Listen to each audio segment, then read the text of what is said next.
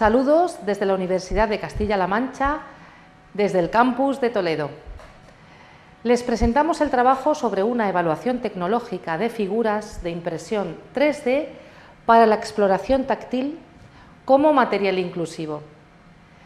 Mediante las nuevas tecnologías como el escáner y la impresora en 3D, estamos creando un material didáctico de tipo inclusivo, pues puede ser utilizado por ciegos y personas con discapacidad visual, así como por cualquiera que pueda hacer una exploración táctil. Este proyecto evalúa las posibilidades y alternativas tecnológicas para la realización de figuras en 3 dimensiones de tipo áptico. Se pretende avanzar desde una representación pictórica en 2 dimensiones a un escenario en 3 dimensiones, en forma de maqueta didáctica a escala. Bien, ¿tiene sentido fabricar estas figuras? El objetivo final de este material es que pueda ser utilizado por personas con discapacidad visual o ceguera, quienes tendrán la posibilidad de explorar táctilmente esta nueva representación de imágenes bidimensionales procedentes de obras de arte pictórico. Percibirán una representación general del mismo, su distribución y la perspectiva que el autor representó en un lienzo plano.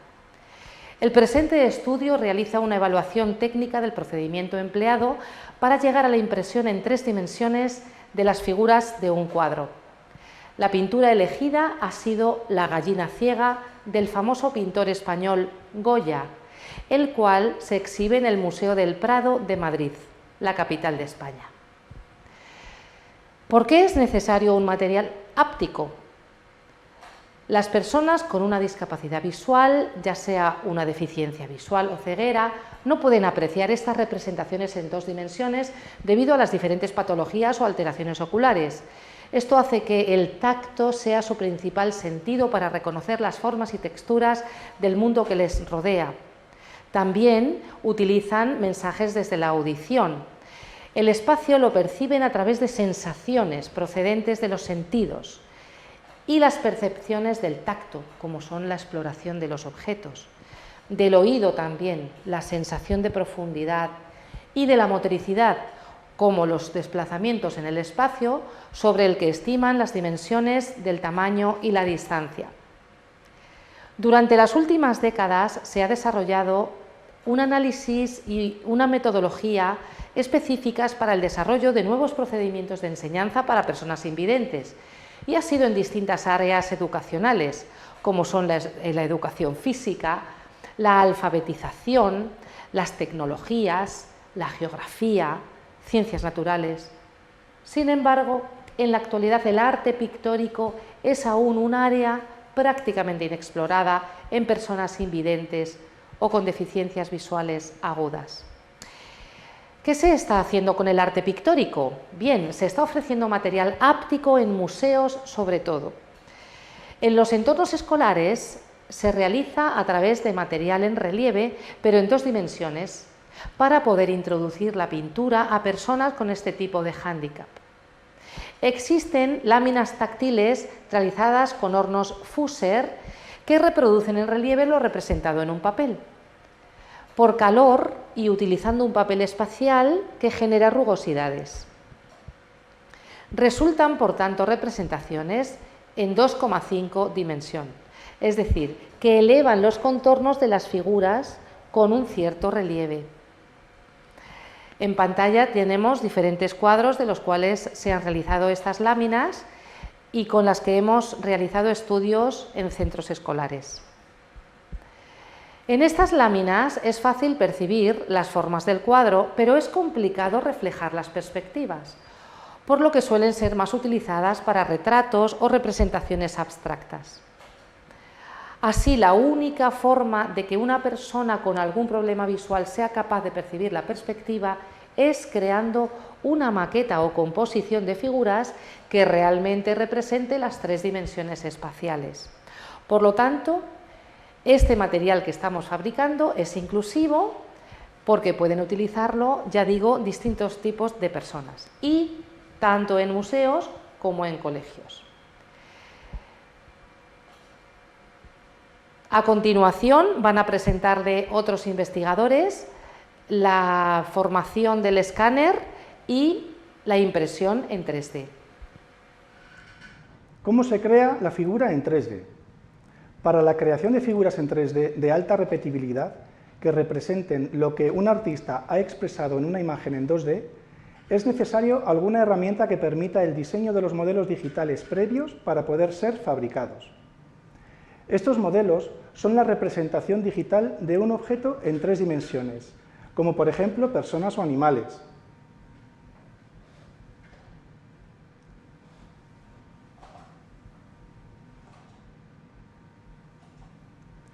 Puesto que se parte de una imagen en 2 dimensiones que se quiere convertir a un elemento de 3 dimensiones, existen 2 opciones para conseguirlo: mediante programas de diseño en 3D o bien escaneando un objeto físico previo. La generación de los modelos 3D mediante un software de diseño gráfico como SolidWorks, CATIA, AutoCAD 3D, 3D Studio Max o Cinemax 4D, o bien otros gratuitos, requiere de un conocimiento previo del programa utilizado, y la complejidad de ciertos objetos puede hacer que el diseño no sea una opción apta para un usuario con un nivel básico en el manejo de este tipo de software. Otra opción para generar los modelos 3D es la utilización de escáneres que sean capaces de tomar un objeto físico y convertirlo a un modelo digital mediante un escaneo de la superficie. Existen diversas alternativas, como los escáneres por contacto, donde un palpador es capaz de obtener la forma del objeto a partir del contacto de una sonda con su superficie. Este tipo de herramientas de escaneado suelen estar más dirigidas a la metrología industrial. Existen otros modelos de escáneres que obtienen las superficies que componen el objeto físico sin contacto. El más interesante es el escáner por triangulación. El principio de funcionamiento de este tipo de escáner consiste en un haz de luz que impacta sobre el objeto y que es nuevamente recogido por un sensor o cámara. A partir de la triangulación de la posición del objeto, del emisor del haz de luz y del receptor, es posible regenerar la superficie donde el haz incide. Respecto al escaneado de figuras, la obtención del modelo 3D de figuras que representen posibles personas de un cuadro se ha realizado mediante el escaneo de figuras articuladas de altura aproximada 30 centímetros. Para ello se ha utilizado el escáner Sense 3D con una resolución de 1 milímetro. Se ha realizado una composición particular, partiendo de figuras tanto rígidas como articuladas, disponibles en el mercado, con unas dimensiones de más de 20 centímetros de altura para ser captadas en detalle por el escáner. A dichas figuras se les ha confeccionado la indumentaria parecida a los personajes del cuadro.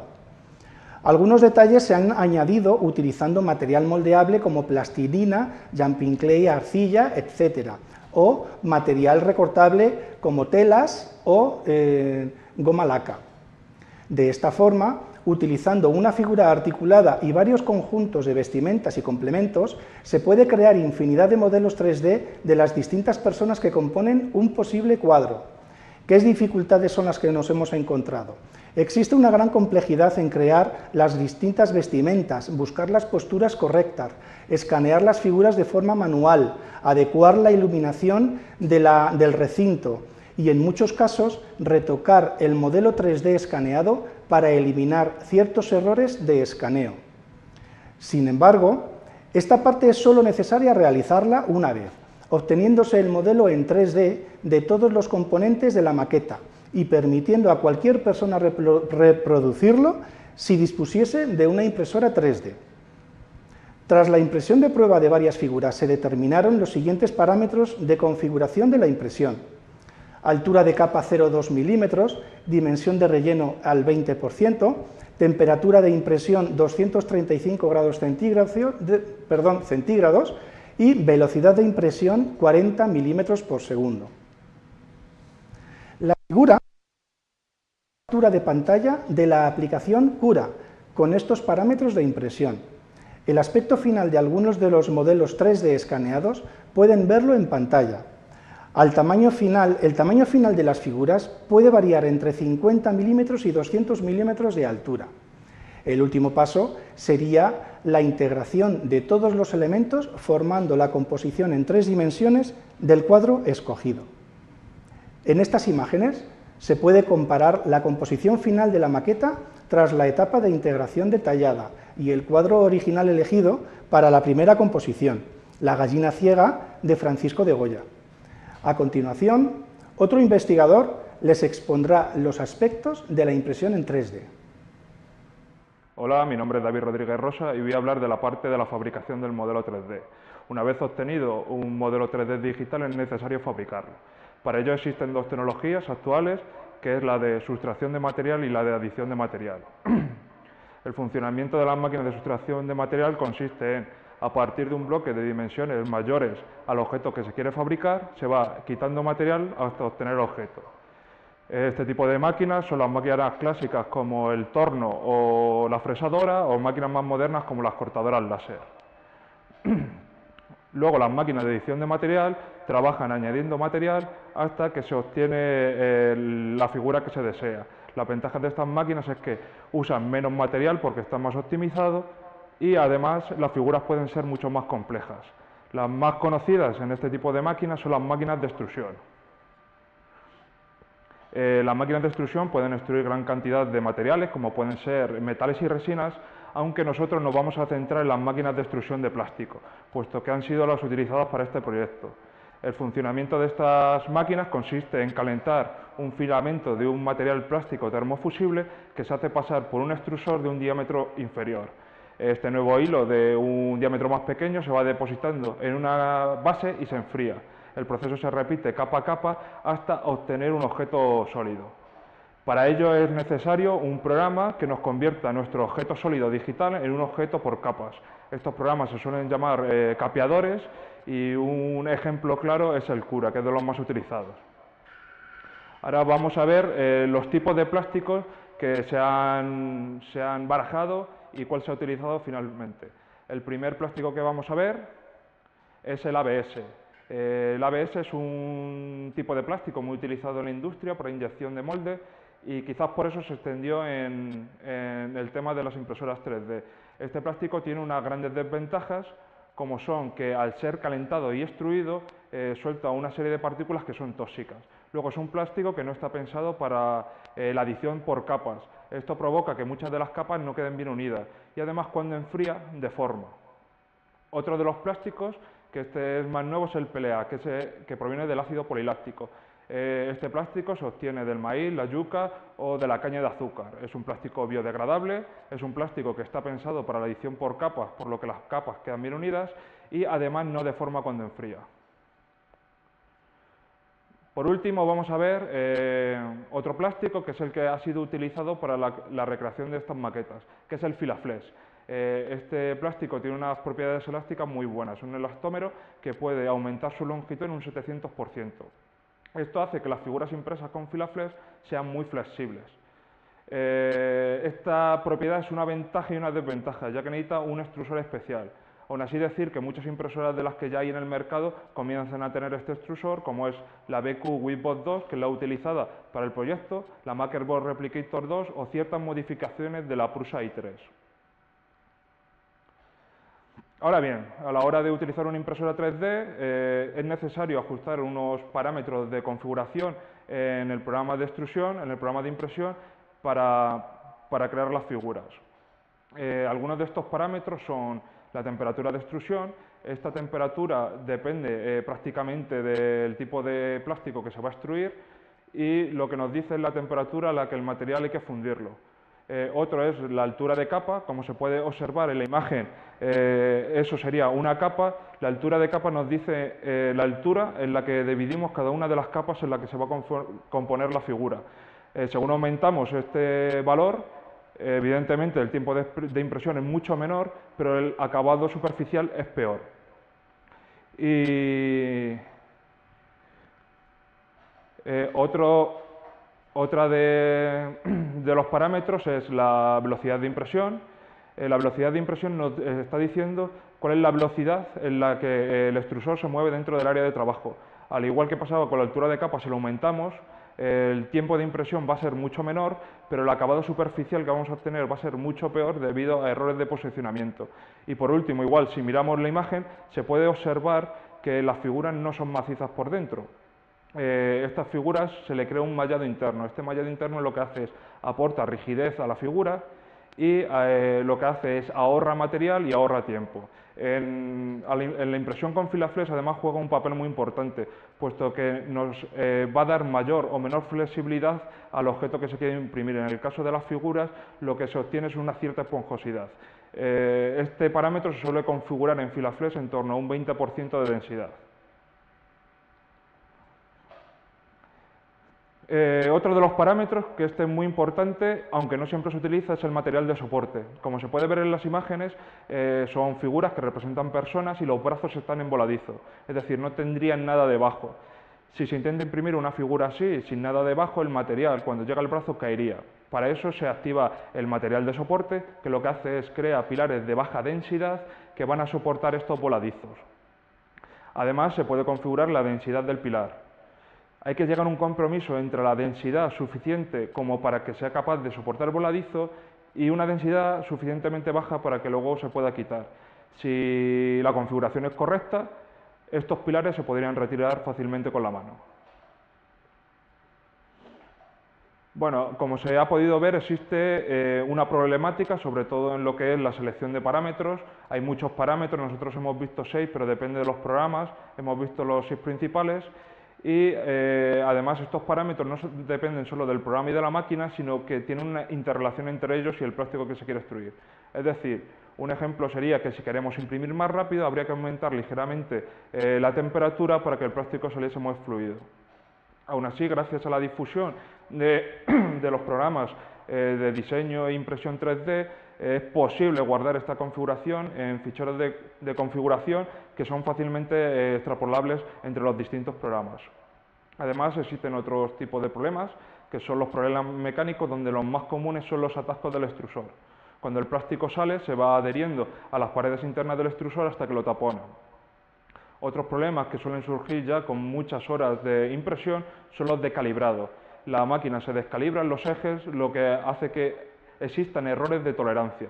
Es necesario un cierto conocimiento en lo que es la arquitectura de las impresoras 3D para poder llevar un correcto mantenimiento, ya que si no, el resultado que se obtiene es una calidad superficial no deseada, algo que sería muy importante en la exploración áptica.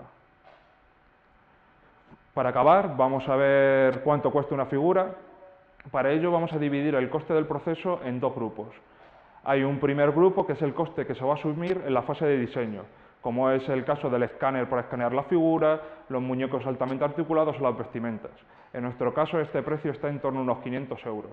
Pero como ya se ha dicho, este precio solo se asume en la fase de diseño y lo van a asumir la persona o personas que lo diseñen. Y una vez obtenidos los modelos en 3 dimensiones, no es necesario volver a repetir esta fase.